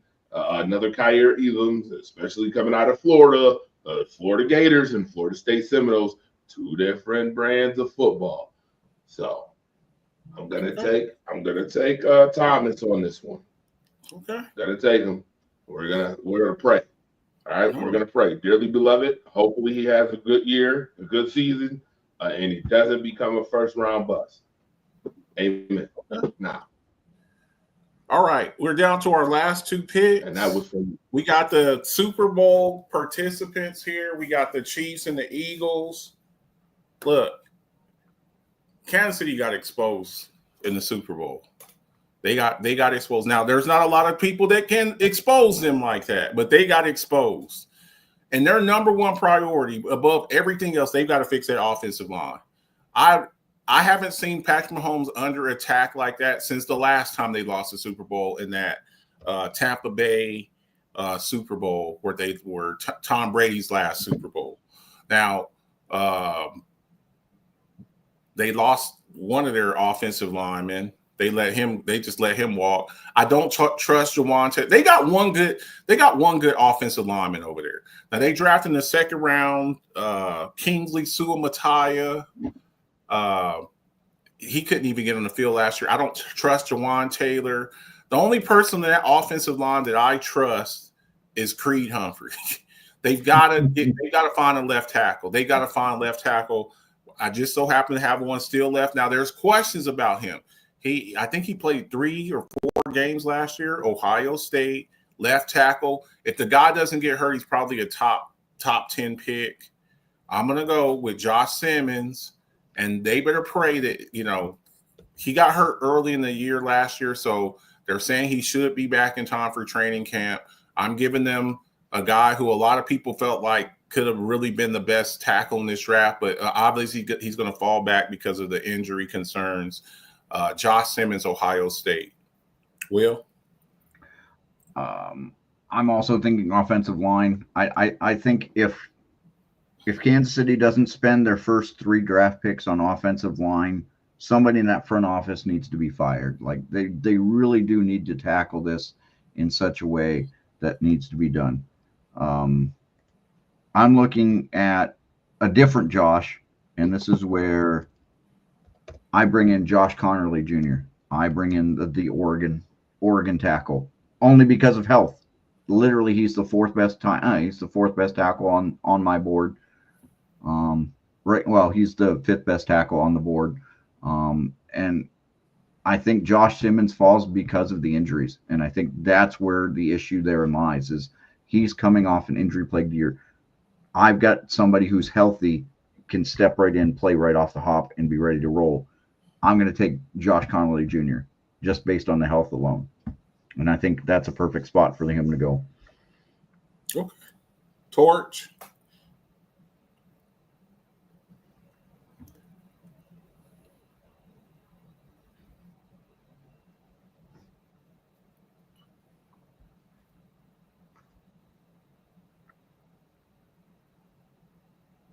You keep shaking your head like you're a pop figure. Somebody William. need to whack your head so you can go up and down too.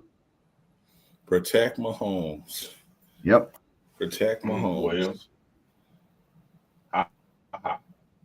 You can't I blame told me you. for Josh Yeah, Connerly's got a one more late dope. 2nd round grade. Play Ghostbusters. If You I can play told you, Ghostbusters all you want, it don't mean if you nothing. pick one more, I was gonna play Ghostbusters for you. I already told you Connolly is off the board. I picked him earlier. I don't believe I could have your put board is Simmons right there, sir. with the Minnesota pick. Minnesota could have. It's all right. It's okay. It's all good. You don't gotta believe. I like the journey. I don't stop believing. Okay, I like the journey. Okay, I don't stop believing. With that being said, I'm gonna go with Marcus's pick and Simmons. All right, I'm gonna go with him again. Want to have to reiterate this to you one more time.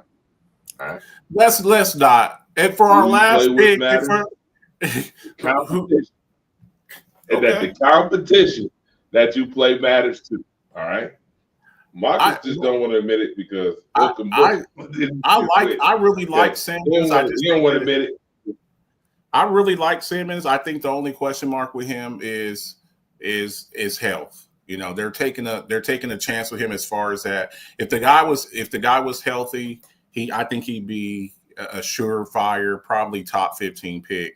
But this is what you get when you're at the back of the first round. When you're at the back of the first round, you're getting guys with blemishes. They're going to have some blemishes on them, and you're going to have to take a risk. You're not going to get the just can't miss. I just think it's been hilarious tonight with Ghostbusters picks over here, and you wishing upon a star over here.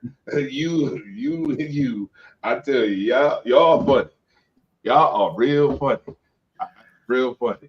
Good job, though. Good job. We're at the last pick, Super Bowl champion. Look, I hate the Eagles. All right, I hate the Eagles. I'm a Cowboys fan, so I just hate it. But how you really feel, I do respect the Philadelphia Eagles. I was talking about it on Coffee Talk today. You can still, like my coach used to say, have a respectful fear of something where I don't like them, but I respect them because they're good. The Philadelphia Eagles are good. You know, y'all have heard me say, Dre, you were just saying earlier, to beat a man, you got to beat the man. Well, guess what? The man was Kansas City last year and for the past few years. And they beat them. And they didn't just beat them. Let's keep it a buck here. The Eagles did not just beat the Kansas City Chiefs. They mauled them. They beat them up. They pushed them around. They roughed them up pretty good. It's going to be interesting to see if they run into each other again. A beating like that, that's like a Mike Tyson, Evander Holyfield type beating where I don't know how you recover from that. They're going to have to do some soul searching there because the Eagles had all the answers to the test there.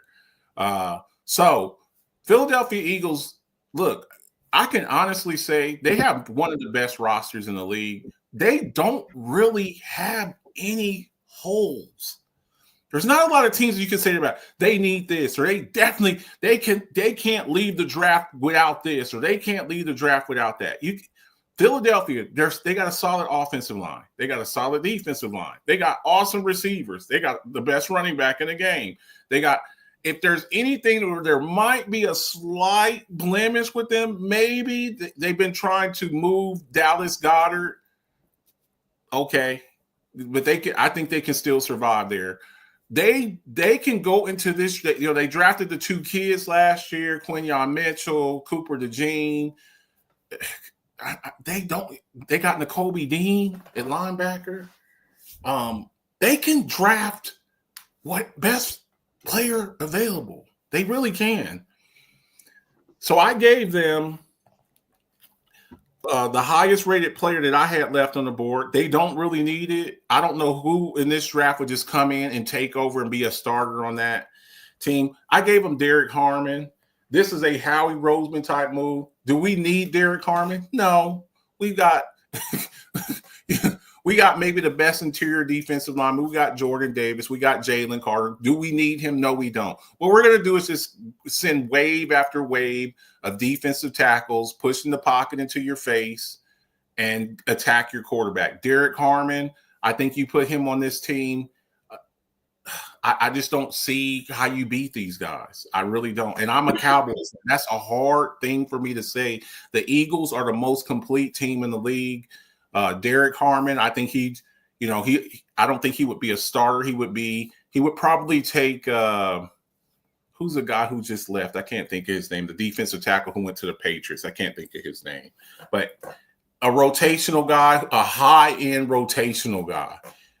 So Derek Harmon for me, Oregon to the Eagles, to the champs. Will?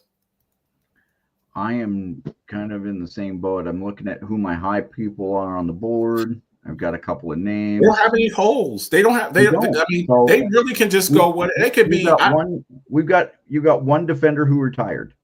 So, do I look at that and replace that on the edge rusher? Do I go and take a bit of a reach since I'm not seeing a pick again until almost 64? So, is it really a reach at this point if I'm reaching for somebody who's rated in the early 40s? Probably not. So, my two best names that are sitting on the board are Danny Stutzman, the linebacker, or Landon Jackson, the edge rusher out of Arkansas. And I'm like, I think I'm going to go with Landon Jackson as the edge rusher. He can stand up, and he's one of those tweener guys that sit there, and he can play linebacker. He did a little bit of that there in Arkansas. He also can put his hand in the dirt and get after it as well. So I think that's what they're looking for. They're looking to just add to the depth. And I don't think that you're going to have too many issues when you can throw small packages for this young kid. You give him a chance to walk in and just kind of learn what the defense is. So I'm going to go with Landon Jackson. Okay, sounds good. Last pick of the night. When we get up now to here, what you got, Dre? Ain't no head shaking now. You ain't have Landon Jackson off that board. You know what? All they lost was Brandon Graham, right? Yeah, Brandon Graham. They lost a safety too. I don't remember, but it was just depth pieces. What's up, C Blanco? Last pick for the mock draft. We're on pick 32 right now. If you missed it, go back and rewind the show and check it out. What you got, Dre? You definitely want to watch this one. Definitely want to watch this show. It's been very enlightening, very fun, very entertaining. For the most Mr. Bobbleheadish. William here adding depth to his ghost picks. Again, Mr. Adding depth. Yeah. One of the things you said that the Eagles don't have no holes, that's a lie. The Eagles do have holes. When they play against good offensive firepower teams that can throw the football, the Eagles have definitely been exposed in games. They had two rookie cornerbacks. Commanders. They had two rookie cornerbacks. I get it. And guess what? Those cornerbacks are phenomenal. The cornerback and safety, if we're talking about Quinyon Mitchell, and we're talking about Slay.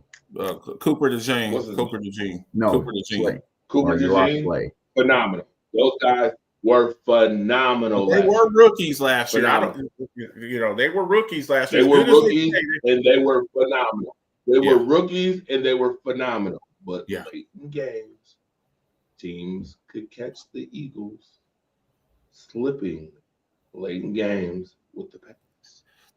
Hang on, real quick though. I want to respond to that though. Were they slipping against the Eagles, or did they just kind of let their foot off their throat a little bit because they were up by so much in the Super Bowl? Not against the Commanders. They didn't. Not against the Commanders. Not against the Rams either. Not against the Rams either. They were in those games. Those games were dogfights. Those games wasn't just blowout games. Stop it, Marcus. You're thinking about the Chiefs. Because the Rams are good, and the Commanders are good. It's not like it's not like some scrub team. That's good. And I still will say, and I stand on business on it, that the Eagles could shore up that secondary some more. So that's why you go get safety Malachi Starks. Right now, if he's still on the board, you can go get him. That would be something that they would do. Right, go get another Georgia player. Go get another Georgia. Or if you want a defensive lineman, you go get Darius Alexander. Either or. You can go get one of the two. Or that's what you're looking at. If you're looking at defensive line, or you're looking at the secondary, you can get Malachi Starks if he's still there, or you can get Emma Ward if he's there. Earlier, no. Emma Ward if he's there. 'Cause I didn't even pick him. You got Starks on the board. Put him on the So list. You said what? Starks is on the board for you. You go Starks. Okay, Yeah, yeah, that's what we I'll put picked. Yeah, Starks on that's the what we board. picked. Yeah, so that's good. Now, All right. with that being said, hold on now. With that being said, I had a whole lot of fun with this mock draft. I'm not the guy. I'll be honest with you. I'm not the guy who does mock drafts all the time. Next year, hopefully, we all go to the draft, which would be a lot of fun. That's the plan for now. That's And you know, I learn too. I get to learn and pick up stuff from everybody when it comes to these drafts. So yes, I don't stop believing. It's a journey. When it comes to my mock picks, my mock draft picks, I don't think they're as tight as you guys' picks. Reason why I put a little entertainment into the show tonight. Little entertainment, you know, little entertainment, little fun. C. Blanco also has a really good point. The Eagles could look at tight end and go with somebody like Elijah Arroyo out of Florida, where I could see them filling that need with the Dallas Goedert, trying to get They said that Dallas Goedert is on the trade block. They're looking and so like I could see an Elijah Arroyo or Terrence Ferguson. I could see somebody like that. Maybe even Gunnar Helm. Gunnar Helm from Texas. Gunnar Helm or Elijah Arroyo. Arroyo from Florida's got fantastic hands. Does all the same things. I thought Arroyo was from Miami. Miami. Okay, yeah, he's from Miami. But he's from Florida school. But yeah, like he's down there. You in say the Florida. South. It's like saying he's from Texas. Okay, what Texas are we talking? We talk about too many Texas. Texas. Utah. We talking. Goddard is long in the tooth. Yeah. Yeah, and they're set at they're set at everything. That's what I'm saying. They can, you know, with them they draft for depth. They look for draft, and I can also see the Eagles moving up too. They're like, I don't give a damn about a first round pick. We plan on being in there at the end anyway, so we don't give a damn about a first round. Again, pick. they could go Kenneth Grant. They could go Kenneth Grant at that point. Grant. They could go Maxwell Harrison. Yeah. Max Harrison could be there. Grant. Go any Ravel.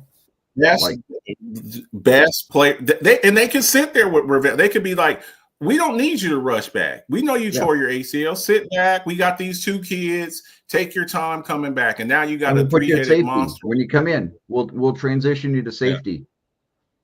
And no they will take BPA. Yeah, they will take BPA. That's what he's got in the comment section. So we'll see. Torch, are you doing basketball or are you going to wait till the radio show on Thursday?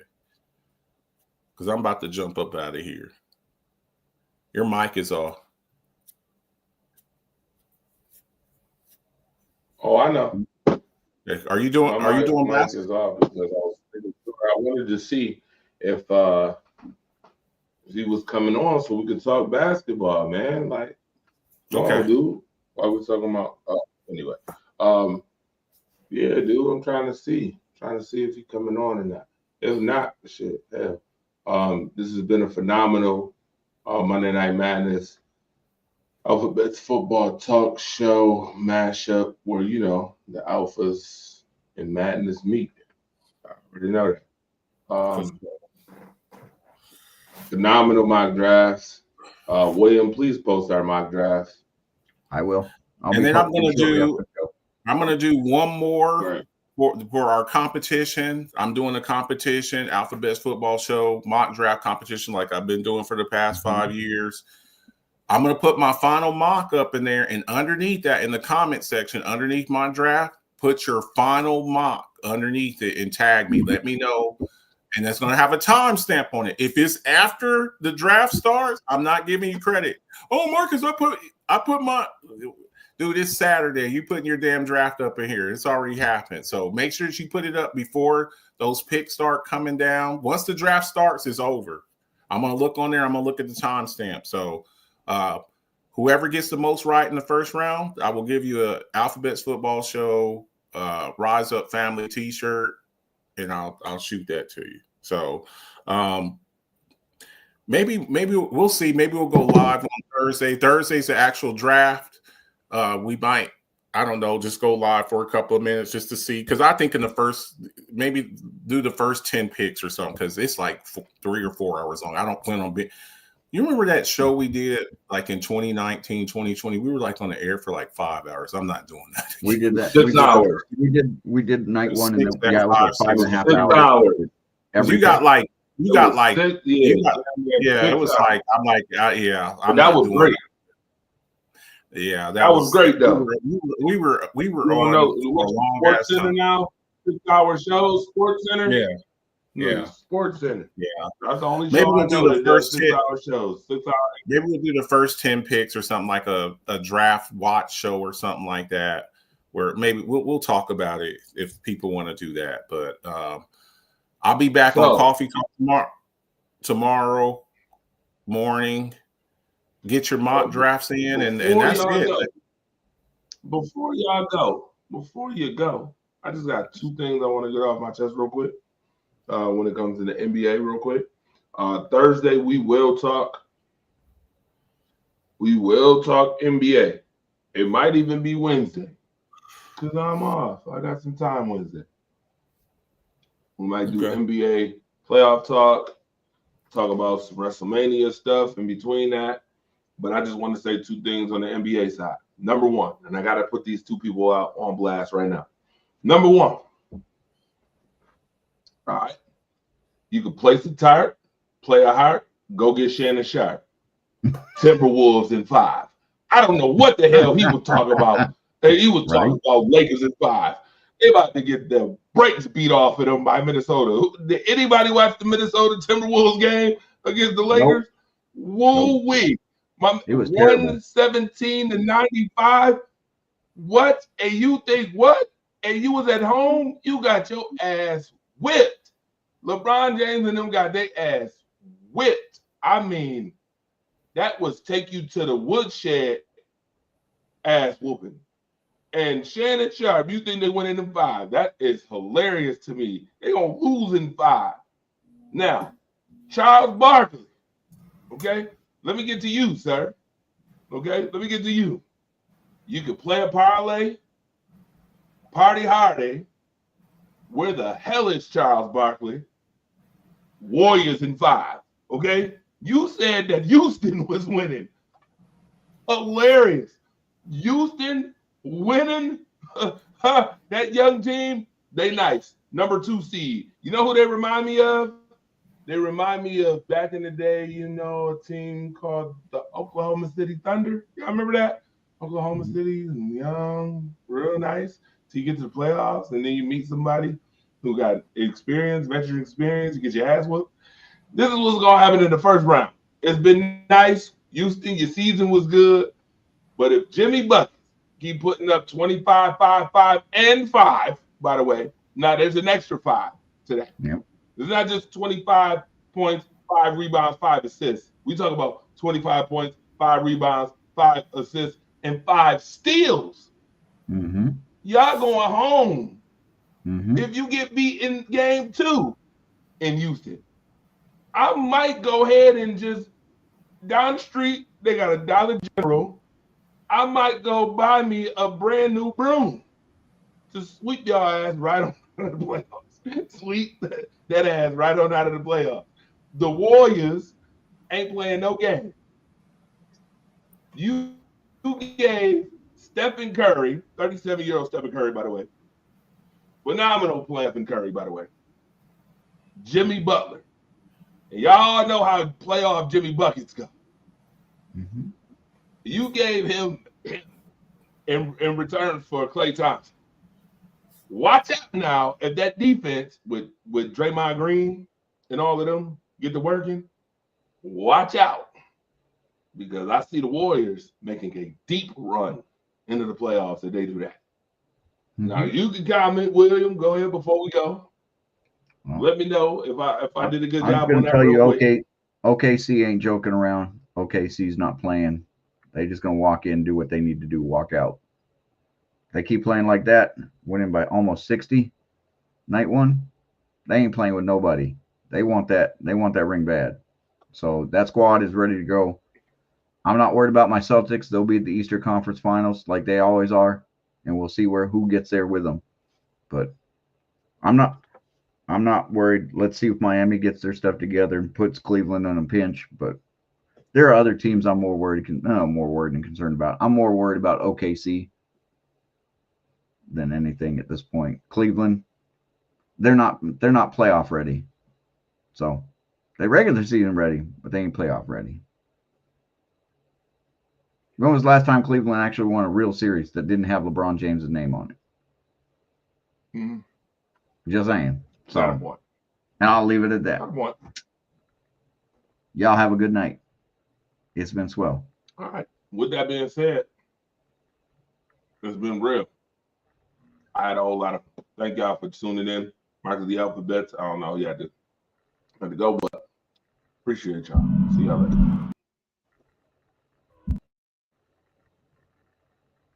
Yeah, man.